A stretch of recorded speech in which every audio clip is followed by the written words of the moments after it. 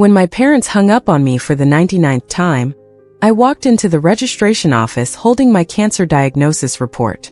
"Hi, I'd like to cancel my household registration in advance." 10 minutes later, my parents rushed in with my foster sister. My dad, who's a police officer, slapped me as soon as he came in. "Wasting police resources just because you're jealous of your sister? What's the point of all those books you've read?" My mom, who's a forensic expert, snatched the diagnosis report from my hand, glanced quickly at it and laughed mockingly. "Faking an illness just to get attention? You've been a liar all your life." My foster sister cried, pulling at my parents' hands. "I'm sorry, sis. I won't celebrate my birthday again. Please don't lie to our parents anymore." I wiped the unstoppable nosebleed and turned to the staff again. "I don't have a family anymore. Please help me cancel my registration, so we don't delay the cremation in 3 days." In the 3rd month after being diagnosed with terminal stomach cancer, the doctor insisted I needed treatment in the hospital, but I had no money, so I turned to my parents.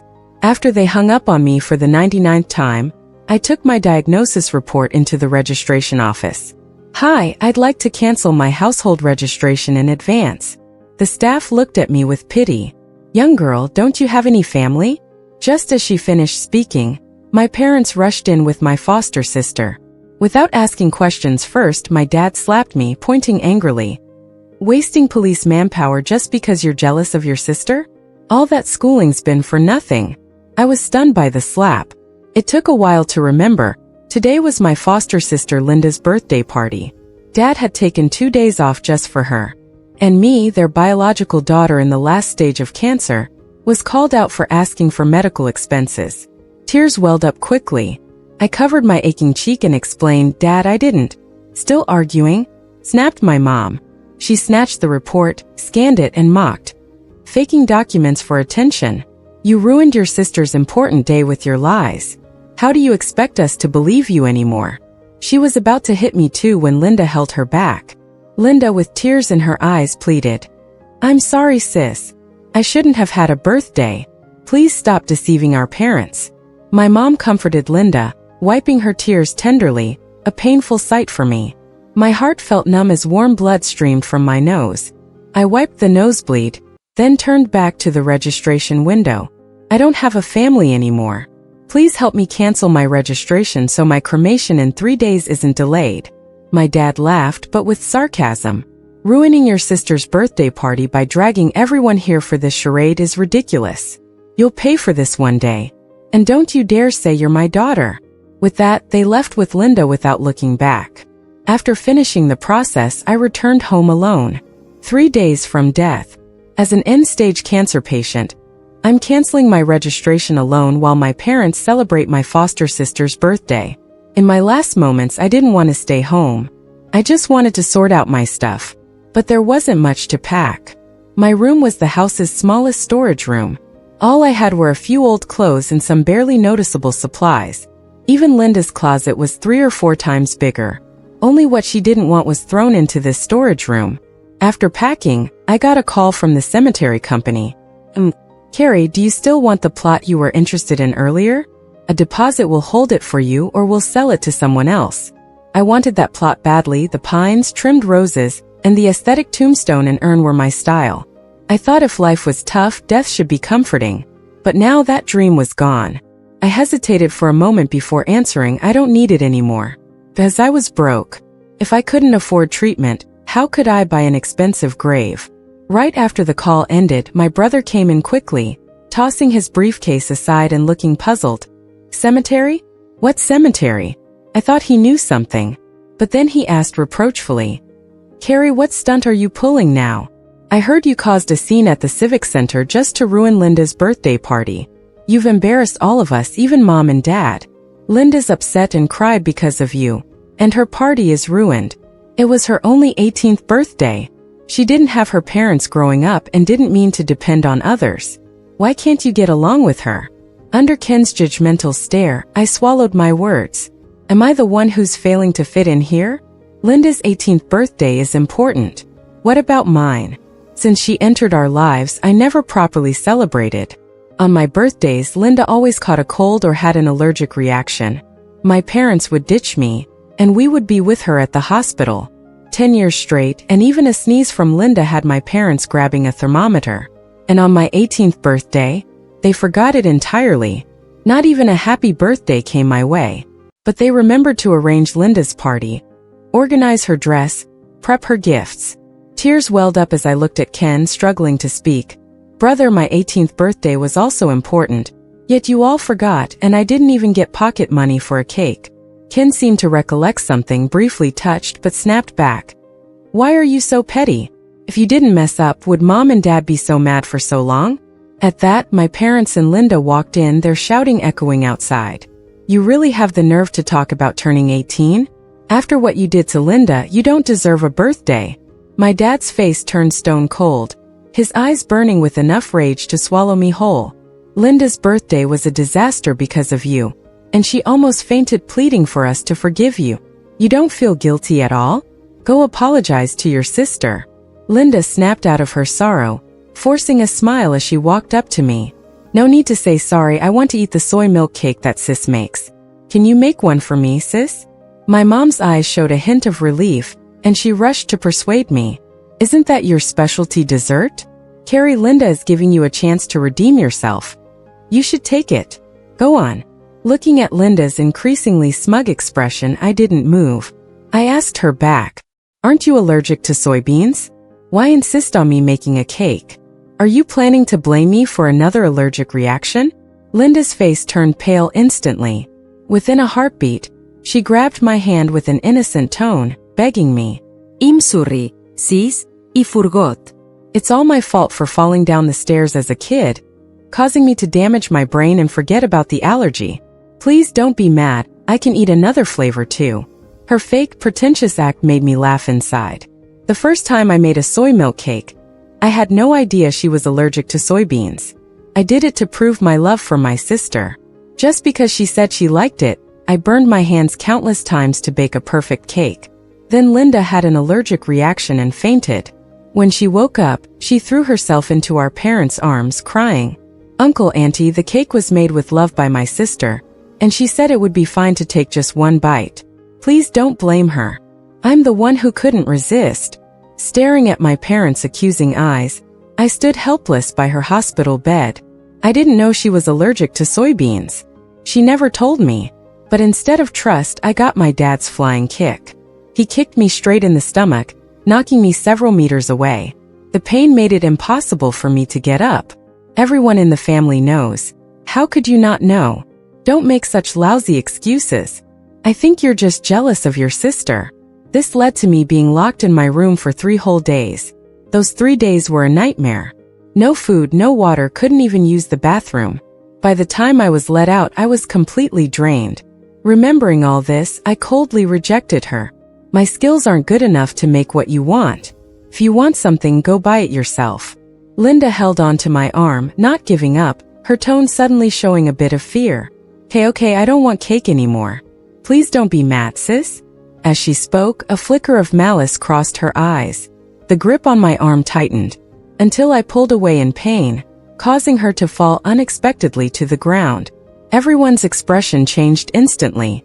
My mom quickly helped Linda up, anxiously checking her for injuries. It seemed she hurt her elbow. Leaning against Mom, she whimpered. Mom, it hurts. Ken rolled up her sleeve and gently rubbed the joint, then turned to scold me harshly. Carrie, that's too much. My dad's rage exploded, and he slapped me. Carrie, you really take things too far. If you hadn't pushed Linda down the stairs when you were small, she wouldn't have hurt her head. If I knew you would turn out this vicious, I wouldn't have had you back then. No dinner for you tonight. Go to your room and reflect. That slap was almost with full force. I could feel a molar dislodge. My mom saw the blood on my lip, showing a moment of hesitation. But just a second later, as Linda's cries intensified, she withdrew her gaze and continued to comfort Linda. Wiping the blood from my mouth, I turned back to my room, not to reflect, but to grab my packed bags. They gave me a skeptical look followed by mocking laughs. What got the idea to run away from home? Your parents discipline you for your own good, Carrie. Why can't you understand our good intentions? If you step out of that door today, don't ever come back. After countless disappointments, my heart was numb. I was no longer scared of not having a home to return to, because this place never truly accepted me. Seeing me walk away without looking back, my dad furiously grabbed a cup and threw it at me. The shattered glass cut my head open, but I didn't back down. I just stopped, turned to look at everyone. If you regret having me so much, then today I cut all ties. Whoever regrets it is a dog. Just after leaving the villa's yard, Ken chased after me and pulled out some cash from his pocket, offering it to me with a lecture. Take this $1,000. Find a place, cool off a few days, and come back to apologize when they calm down. It'll blow over. $1,000. Just a meal for Linda. They've always thought that a few days living expense for me is just one meal's worth for Carrie. Then Linda came out too. She took the cash from Ken's hand and playfully teased. Sis, we're family.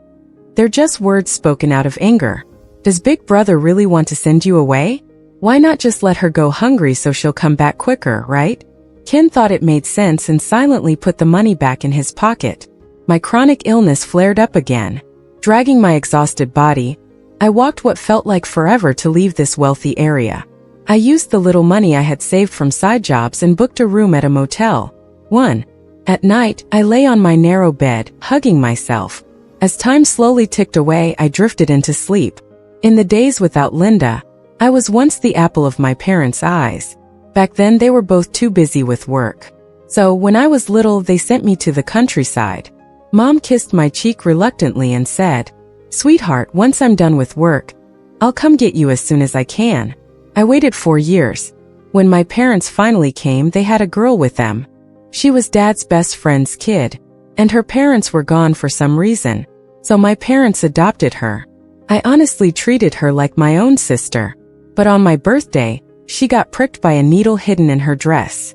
She cried, ran into my parents' arms and said, "Uncle, Aunt, don't blame my sister. She didn't mean it. Give me some time, I can win her over." That sentence spelled my doom. I asked her why she framed me. Her innocent face twisted into a sly smile. She grabbed my hand, pressed it to her chest, and threw herself down the stairs. At that moment, my parents came home. From then on, I was a bona fide bad kid. Linda accused me of stealing, claiming my part-time job money was hers. My parents cut off my allowance. I was bullied by Linda's group, and she acted innocent, flipping the script on me. This led to being locked in a small dark room. I often went hungry, developing a severe stomach condition. When I told my parents about it, my stomach meds turned into vitamins. Just because I spent a few years in the countryside, I was blamed for everything. Even the right to celebrate my birthday was taken away. Woken by stomach pains at night, I suddenly missed my grandma in the countryside. No food could compare to Grandma's handmade noodles. She passed away not long after, and her village was torn down. Sadly, I'm too exhausted now and don't have enough for the travel expenses. Even visiting her grave seems like an impossible wish. 2 days left. I ordered the cheapest noodle delivery. While waiting, I got a message from Ken. "Your parents still care for you. They asked me to get meds for your head injury. Linda's bringing the medicine. She's trying to be nice, so please don't hurt her." Half an hour later, Linda and my food delivery arrived at the same time. Just as I was about to take my first bite, she slapped it out of my hands. Noodles and broth scattered all over, making a huge mess. "Carrie, you really thought I was here to bring medicine? Sorry, I already tossed it." She dropped her usually timid act, glaring at me with a hateful smile. "Haven't you seen the news? The person handling your case got reported and suspended. Your parents found out too and they're not happy." I couldn't take it anymore. "Why are you doing this?"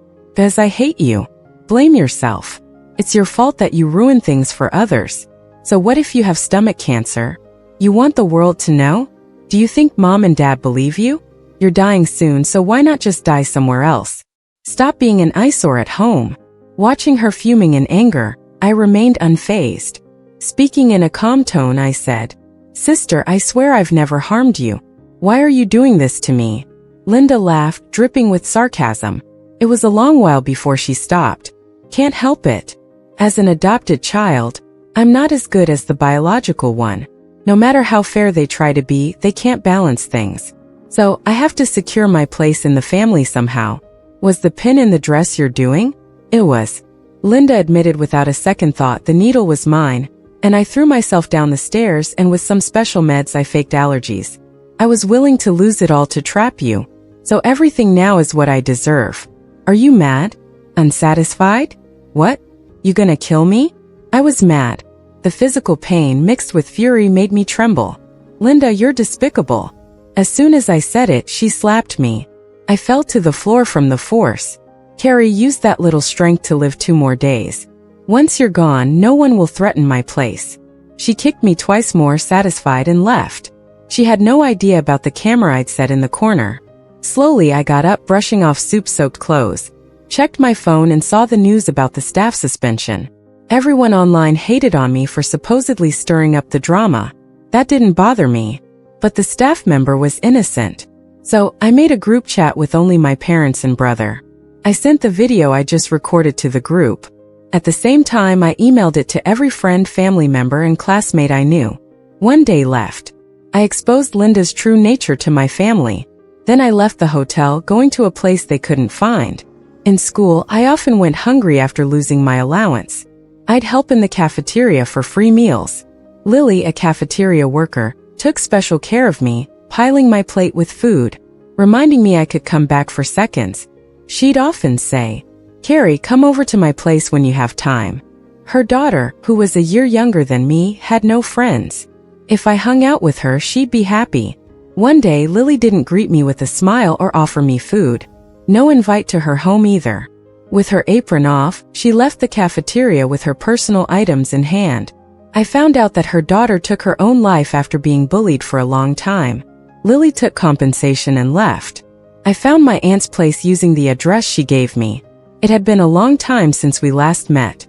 Seeing my ghostly appearance, it took her a while to recognize me. I licked my dry lips and carefully asked, "Auntie, can I stay here for a day? I won't come inside, just sit at the door. When I'm gone, could you call the crematorium?" Aunt Lily's eyes welled up. She warmly invited me inside, poured me some hot water, and even bought fresh ingredients. She cooked me my hometown noodles. As night fell, Aunt Lily and I clinked our glasses. The big bowl of hot noodles eased the pain in my body. She brought out makeup and a new dress her daughter never wore, dressing me up with care. Then she looked at me, tears in her eyes. "Carrie, how about Auntie takes you to the hospital?" I weakly shook my head. "No need, Auntie." Aunt Lily couldn't hold back a tear. She never asked about my family, yet somehow knew everything. Just as she never mentioned her daughter to me, but I knew all about her. We sat there quietly for a long time. As my consciousness started to fade, I felt Auntie's warm embrace. Leaning on her shoulder, I heard a "Thank you, Carrie, thank you for giving me a chance to celebrate my daughter's birthday." I wanted to say, "Thank you, Auntie, for everything today. Just this one day surpassed all the past 10 years. But I couldn't make a sound. I just felt my body getting lighter, slowly rising off the ground and floating into the air. In the blink of an eye, I was home. Mom and Dad saw the group message I sent and both showed impatient expressions. Look, Carrie even created a group chat without Linda. Still hasn't realized her mistake. Linda lost her parents young. Carrie, as her sister, should be more accommodating, but she can't stand Linda. Linda's been giving her chances all these years.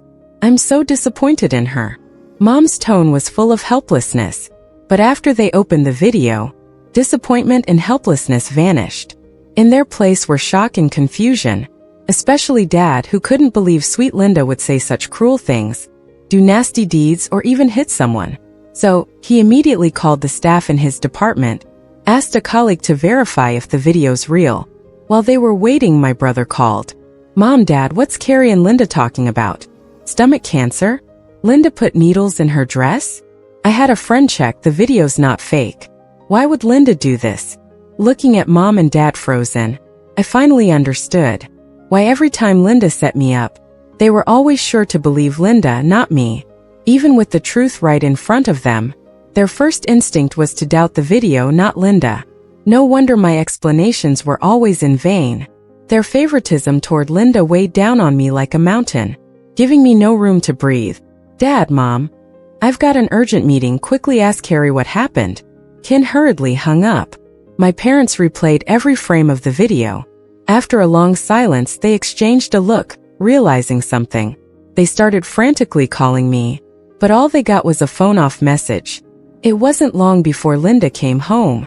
As soon as she walked in, the table was full of her favorite cakes. More eye-catching than the cakes were Mom and Dad. Today, they didn't greet her happily as usual. Instead, they looked at her seriously, without a hint of a smile. "Dad, Mom, why do you buy so many cakes?" Linda asked in a playful tone. "Linda, we walked by a new shop, bought all your favorites, try them." "But Mom, Dad, I'm allergic to a lot of foods. Can't eat most of these," she replied, raising a brow. "Since you know you're allergic, why keep asking your sister to bake you cakes?" As soon as that was said, Linda visibly panicked. Today, shortly after I sent out the video, Linda's group began distancing themselves from her.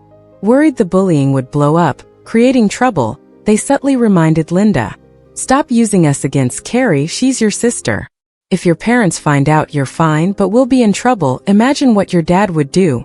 Linda just laughed it off, clearly unaware of the video. "Ha ha ha, what's to be afraid of Carrie's dying look? Even if she tells my parents, who'd they believe, me or her? Besides, I'm here for you, why chill?" But now she wasn't laughing anymore. Mom and Dad seemed set on making her eat the cake, urging, "Just a bite, it'll be fine, Linda. If you have a reaction, we're right here to take you to the hospital." Linda's face looked strained. Still, to not expose herself, she forced a smile, took a spoonful from each cake, then turned to them claiming she felt unwell, rushing upstairs. I followed her calmly, floating along, caught her frantically rummaging through her room. Couldn't find what she was looking for after searching like mad. "Linda, what are you looking for?" Startled, Linda spun around, seeing her parents at the door, visibly shivering. "I don't feel well, I'm looking for allergy meds." "Is this it?" Dad held up a white bottle.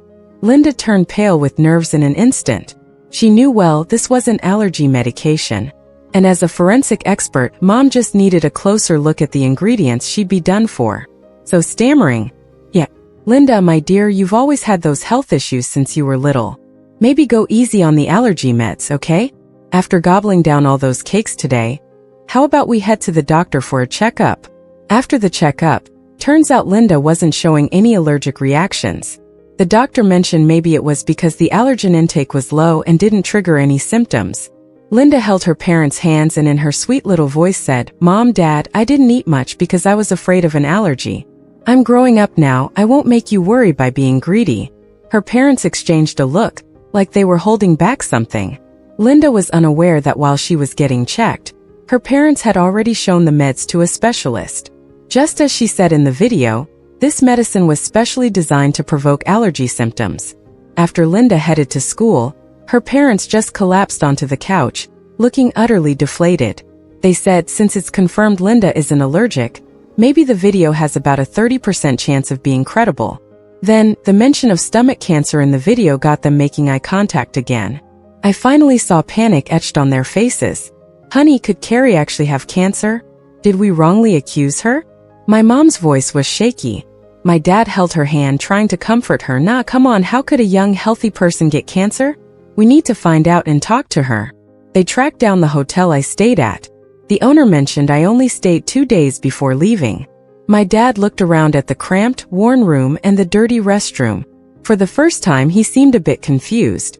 They spent 3 days searching all over wherever I could have gone but found no trace.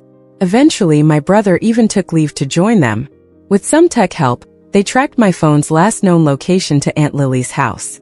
Aunt Lily didn't seem surprised when my parents showed up. My mom was on the edge and instantly grabbed Aunt Lily's clothes. "Where's my daughter? Give her back to me." My dad pulled my mom away and with a formal tone demanded, "Is Carrie here? I'm her father, I want to see her." Aunt Lily just flashed them a cold look and didn't even bother with words. She just led them to the funeral home. As one heavy door after another swung open, a body covered in a white cloth came into view. Both my parents froze, then collapsed to the ground. "What does this mean? Why bring us here? Is this some sort of sick joke?" My brother snapped, rushing forward and pulling off the cloth.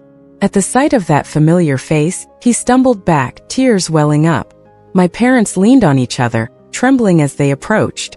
There I lay, my eyes shut, my face devoid of color. This face they had resented for a decade, How could they not recognize it? But the reality was inescapable. The person here was gone. My mom clutched her chest, crying inconsolably. My brother held her, trying to keep his composure. My dad stood staring at my body for the longest time, then slowly turned away, wiping tears with one hand while removing his glasses with the other. My mom nearly fainted multiple times. In the throes of their grief, she realized how absurd it all was, that to spare hurting Linda, they painstakingly investigated her allergies, landing on the conclusion that the video's credibility was only 30%. How could the video be fake? Everything in it was real. Once everyone had collected themselves, Aunt Lily handed over my belongings. Just a few personal items and an old phone. When turned on, countless missed calls and messages flooded in. My parents eagerly went through all that I left behind. The more they read, the paler their faces grew. The video was maddening enough, but the chat logs with Linda only showed it was the tip of the iceberg. "Carrie, you happy to be first in class? You better not score higher than me again. How's the toilet water taste? Mess up those grades again and next time it won't just be water. You seriously think the class president likes you just 'cause he helped you with a problem? Look at yourself.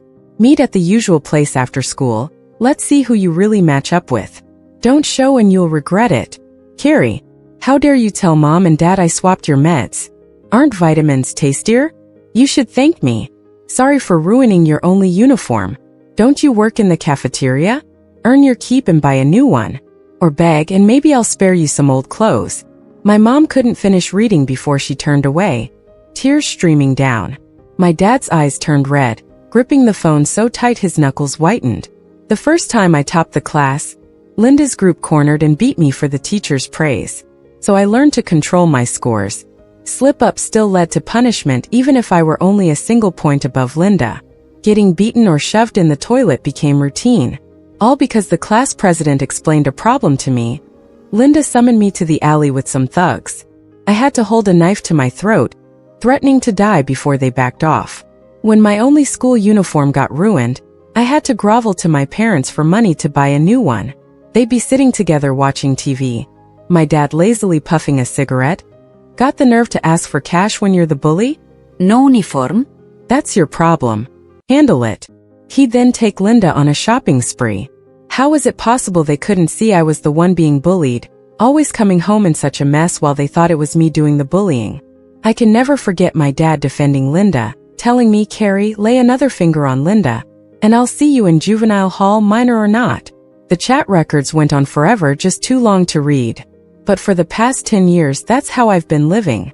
No one ever stood up for me or was fair to me. In the middle of this grief, my phone rang. At first, my dad thought it was just a telemarketer. But after a few seconds, he put it on speaker. "Miss Carrie, are you still interested in the cemetery you looked at? If you place a 5% deposit now, we can hold it for you." "Miss Carrie?" Hearing cemetery made Ken cover his eyes in pain. Turns out I wasn't wrong that day. On the day Carrie went to cancel her registration, she was already looking at cemeteries. "Dad, Mom, we wronged Carrie. We've been so completely wrong all these years. Carrie never bought that cemetery because she didn't have the money." After saying this, he started crying softly. My mom, holding back her sadness, snapped the phone from him and replied, "I'll take the cemetery. Hold it for me. We've owed Carrie so much. This is the least we can do for her." So they decided to take my body back. Aunt Lily, who had been silent all this time, finally spoke up. "Carrie told me before she passed that she wanted to be buried with her grandmother in the countryside. If you can't do that, I won't let you take her." My father, losing his temper, snapped, "Carrie is my daughter. Who are you to make decisions for her? Why didn't you take her to the hospital when you knew she was sick?" Aunt Lily, unflinching, replied with a colder voice, "And now you want to take her to the hospital? What were you doing before? It's rich of you to criticize others as such parents. Just because Carrie came to me in her final moments, I have to fulfill her last wishes. If you want to take her, you'll have to go through me. Otherwise, forget it." In the end, Aunt Lily watched as my father canceled the cemetery order before allowing them to take my body. I vaguely heard Aunt Lily whisper, "I'm sorry, Carrie. I could only help you this far. I have no right to handle your affairs. Legally, they're still your family. Whether they'll respect your wishes or not, I can't interfere. I floated in front of Aunt Lily trying to give her a hug. Aunt, you've done so much for me. Regardless of the outcome, I'm grateful. Besides Grandma, you're the only one who stood up for me. My mom decided to personally examine my body. In the examination room, as soon as she unbuttoned my clothes, she couldn't help but tear up again. Every inch of my skin hidden under clothes was marred. Bruises, burns, stick marks, and even kicks. Some were from school, but some my own parents did. If Linda is the murderer, then they are the accomplices. My mom looked at my cold body and hung her head in regret. I'm sorry, Carrie. Mom was truly wrong. It was 3 days after making arrangements for my matters. For Linda, those 3 days felt normal. Coming home from school, she found Dad, Mom, and Ken in the living room and as usual, playfully ran to them. Mom, Dad, brother, you've been busy with work. I missed you so much. She blinked and sat next to Dad again, innocently saying, I saw sister the other day. She's been skipping school, hanging out with some shady people. Dad, don't be mad at her. Maybe just punish her a little, make her do some chores. Before she could finish, Dad slapped her. Linda held her swollen cheek, eyes wide with disbelief. Dad, we treated you like a princess, and you turned out to be a snake. Bring my Carrie back. Remembering how my body wasn't even in the ground and seeing Linda lie without flinching, Mom was filled with grief and anger. She picked up an ashtray and hurled it at her. Linda flinched as it shattered near her. Her eyes sharpened for a moment, but she quickly faked innocence again. What are you talking about, Mom? I don't understand. Linda, after all these years of pretending, aren't you tired? Ken threw the video in front of her, sneering, you really are disappointing. Linda picked up the phone, watched my video. Her expression shifted from shock to fear to calm in seconds. Afterward, she crawled to Mom and Dad in a pleading tone. It's not true, brother. It was just a joke between me and sister. She knows it was only part of the story. Call her if you don't believe me. Before she could continue, Dad finally snapped, yanking off his belt and whipping her. A red mark instantly appeared on Linda's pale face. In that moment, neither Mom nor Ken moved to help her. Linda realized her act couldn't change things anymore. Dad didn't even bother speaking, just kept whipping her. That night, screams echoing in the villa lasted for ages.